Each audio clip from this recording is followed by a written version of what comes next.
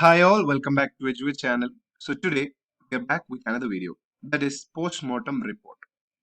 So in a life of veterinarian, we are all familiar with this word that is post-mortem or autopsy. Whenever an animal dies, we need to find the cause of death. So we have to perform a surgical action through which we can understand the cause of death. This is what we call the post-mortem. So we'll be giving you details of a postmortem preparation, postmortem report preparation, the instruments which are needed in postmortem cases and all. So directly moving to the video. So if you haven't subscribed this channel yet, feel free to subscribe and hit the bell button for more updates. So what is actually postmortem? A detailed postmortem report of animals can give the proper avenue to investigate the actual cause of death. PM examination or autopsy should be carried out in bright daylight and not in artificial light or at night. So we have to be very careful whenever we are doing postmortem examinations because we will be coming in contact with the blood of the animal. So there are infectious diseases which will be spreading through the blood. So we should have to make proper care regarding our safety. So, the specific findings in this regard are the condition of carcass, condition of the visible mucosae, secretions and excretions from the nostrils, mouth, other natural orifices, the wounds on any body surface, lacerations, fractures, burns, scars, hemorrhage, cyanosis, edema, postmortem staining, color of blood, subcutaneous tissue, etc. So requirements for necropsy. So first of all, we should have a measuring tape because we need to measure many things in case of postmortem report preparation. Next is the small animal PM set or large animal PM set. Empty vials or bottles for collecting the viscera if at all we are suspecting any poisoning and all. Next is the glass slides and clean papers for wrapping. So sometimes we need to prepare many impression smear or hard blood smears, etc. for the laboratory examination. So we need to take a small notebook and a pencil or a pen to note down every points which we are seeing during the process of necropsy. So moving to how can we write a post-mortem report? So first of all, a correct and complete description of the animal is to be given, whether it is bloated, emaciated, hidebound, cachexia, injuries, wounds, fractures, burns, etc. Condition of the skin coat, we should actually make a close examination on the condition of the skin coat, secretions and excretions from the natural orifices, condition of various regions like head, neck, chest, etc.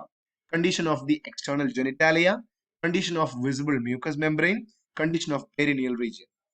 If at all there is an injury, that should be noted down detailed with the following. That is nature of injury, type of wound which is produced by that injury, fracture or the size of injury, length, depth, direction, situation, etc. So if at all it's like a gunshot or a short wound, we can go for bullet holes and markings of the burnings at the entry and exits of bullet should be noted properly. So the second is for autopsy, cut the carcass to open it and see the lesions. If at all there is any pathognomonic lesions which can be suspected for the infectious disease and all, this is also known as necropsy. Next is we have to literally give a very important role for the rigor mortis, PM staining, PM softening, etc. And we need to collect the clotted blood and the PM clots and all. So PM blood, hypostatic condition, PM inhibition of bile around gallbladder, we should actually go through those points. Next is opening the carcass starting from the ventral abdomen along the course of linea alba. That is, we should actually open the carcass from the ventral abdomen and extending through the linea alba craniodorsally till to the buccal cavity and caudally till to the perineum, that is the anal part. Examine the carcass as per body cavity, that is examination of the abdominal cavity, pelvic cavity, thoracic cavity, buccal cavity, cranial cavity, and note down the abnormalities or changes organ-wise and structure-wise. And we can go for like, we will be checking for the peritoneal cavity. If at all there is any external material or external products which are present in the body cavities, you should have to really mention it in the postmortem report. Next is examination of the organs properly for any detectable abnormalities like cyanosis, congestion, hemorrhages of organ, color, smell of stomach content, etc. For suspected case of poisoning, collect secretions and excretions if available. That is, we need to collect saliva, stool, urine, vomit, remnants of feed and fodder, stomach content, and we can also go for intestine, liver and lung, kidney and stomach contents and all. We can go for microscopical or laboratorical examination. So for the preservation of materials, the collected material should be preserved in either rectified spirit or in saturated salt solution, that which can be actually prepared in the lab itself. For forensic laboratory examination, samples after proper labeling examination like information via species, sex, age, weight, PM number, PM date, contents of the jar like liver, whether it is liver, lungs, spleen, kidney, etc. should properly put a detailed packing scale on this jars and all. For histopathological examination and diagnosis, the organ specimen with active lesion along with some healthy portion needs to be collected and preserved in 10% formalin solution. The visceral organs like liver, kidney, or lung or spleen, etc., the tissue should be fixed 10% formal saline replaced by the 5% strength of the same after 1 week. Collection of specimen for laboratory diagnosis. Whenever we are collecting any specimen for laboratory diagnosis, we should do it in an aseptic manner, because whenever we are conducting an autopsy, we will be getting more contact with the bacteria from the external world. So it should not interfere with the internal flora of the tissue. So we need to be very careful on that. Now we are going to blood smear preparation. So we'll be searching for any blood protozoa, microfilaria. For in case of microfilaria, we need to get blood film. And in case of blood protozoa, we can go for staining and all. So in search of microfilaria, we should be conducting a whole blood or centrifuge blood sample, which hemolysis can be produced by addition of acetic acid. So on routine necropsy examination, the most commonly sought worms are those located in the gastrointestinal tract, which is actually the internal parasites. Examination of all the organs thoroughly for appreciable changes like tumors, cysts, ulcers, necrosis, hemorrhages, etc. Now, so we have been dealing with all those precautions and all those procedures which should be in mind whenever we are doing any post-mortem report or any post-mortem analysis. Now we will be moving to a different section where we will be dealing with preparation of a post-mortem report.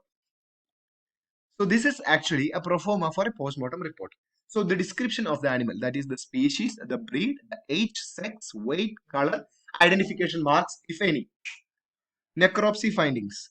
The animal died on, that is the date, necropsy done date, the time of necropsy done, who has done the necropsy, sufferings before death, clinical diagnosis, if any, tentative diagnosis. Moving to the external examination of the carcass, that is appearance, whether it is bloated, emaciated, cachexy and all, visible mucosa, whether it is pale or bloody or hemorrhagic, etc., secretions and excretions. Next is actually the internal examination of the carcass. So what? We will be going for the alimentary system, that is the mouth, stomach, omasum, small intestine, pancreas, peritoneum, spleen, liver, abomasum, rumen, etc. We will be examining all those points, whether it is having any problem or not. Respiratory system, we will be examining the nasal cavity, trachea, pleura, nostrils and all. So if at all there is any deviation from the normal physiology, we will be dealing with it and we will be writing it properly in a postmortem report. Next is actually the urogenital system. We'll be going for the kidney, urinary bladder, ureter, scrotum, penile urethra, testicles, and all. So in case of female, we'll be checking out the vulva, vagina, cervix, uterus, ovary, and all other pelvic organs for any gross lesions. Next is actually the cardiovascular system.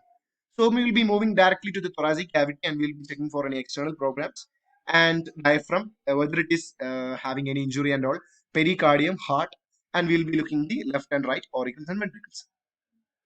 The last one is the musculoskeletal system and the central nervous system. We'll be going for actually any fracture, trauma, dislocation, myopathy, laceration, luxation, etc.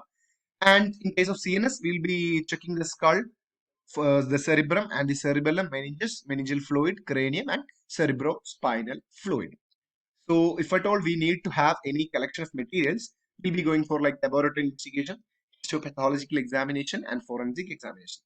And after the all details we have collected, we should have to write the necropsy report. That is, which should be signed by the autopsy surgeon, that is the veterinary surgeon or the veterinary doctor who have done the autopsy. And he needs to sign it and he need to write the registration number and the office or the seal address or whatever which is he having. So this is actually a brief idea of postmortem report preparation. Thank you guys.